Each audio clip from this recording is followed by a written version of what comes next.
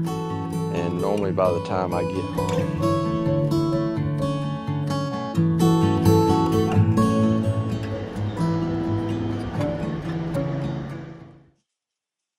Good morning. Welcome to another episode of Salty Country. It's a cool Saturday morning. No wind. Looks like it's going to be a pretty nice day. As I mentioned in a previous episode, the excavator had a leak and I had it over by the rock wall, so I moved it over here kind of out of the way. The final drive plate, I had some hydraulic fluid kind of coming out around that plate. So I pulled it off, determined that I got a small hydraulic line that goes to the uh, final drive that's leaking. So today I'm gonna try to get this thing off so I can have one made. During the week, it doesn't work out too well for me to mess with this. It's been really cold here, and normally by the time I get home, it's already dark outside. So today's a good opportunity to get out here and see if I can get this thing off so I can take it and have another one made. So in this episode, it may be a lot of different things. I don't really know where it's going to go, but one thing I want to share is Melody and I were involved in something last week that has never happened in 39 years. So um, we're going to share some of that in this episode, and then I'll touch on what it was and how we experienced something that has never happened in 39 years. So stick around and let's see if we can get this line off. All right, I got the line pulled off. I've got a cap where that line was at. And I also taped a rope to that line when I pulled it out so I can tape the rope to a new line and pull it back in there. Just make it a little bit simpler. I should get this line dropped off on Monday, and it'll take them a few minutes to make it for me. And if I'm able to get away from work in time, 30 minutes or an hour before dark, I'll try to get this thing pulled back in. I may record some of it just so that if someone else has an issue with the same Cat 303 CCR, that they'll know. So very simple. Well, I won't say very simple. These things are always kind of a pain in the butt, but anyway, I got under it. It was tight up under there. The hose on the bottom of the final drive was in a good place up under when I pulled the belly pan. So I got it off, kept, plugged, and all that stuff. So anyway, we're going to share with you what happened and hasn't happened in 39 years. So check this out.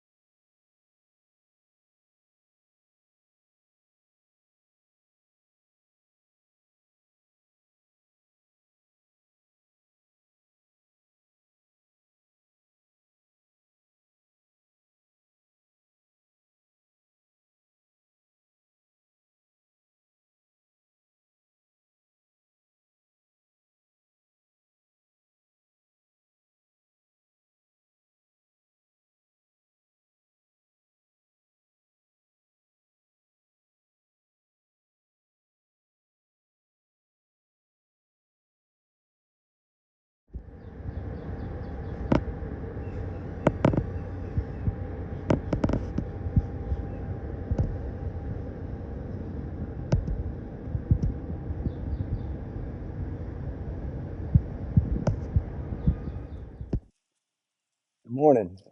It's now Sunday morning. I'm back out at the excavator. Um, we'll talk about what happened that hasn't happened in 39 years. Probably everybody's first guess would be that Melody and I went on a cruise. That's not it. For most of our life, well, up until now, I mean, we've gone and done things fun and had vacations from time to time, but we never have gone on a vacation by ourselves. In the past, we've went with friends or we've had family with us, which is great. Uh, wouldn't change a thing.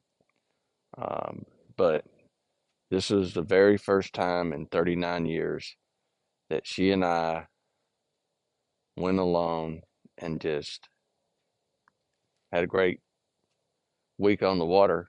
Um, we went to um, Cape Canaveral or Port Canaveral,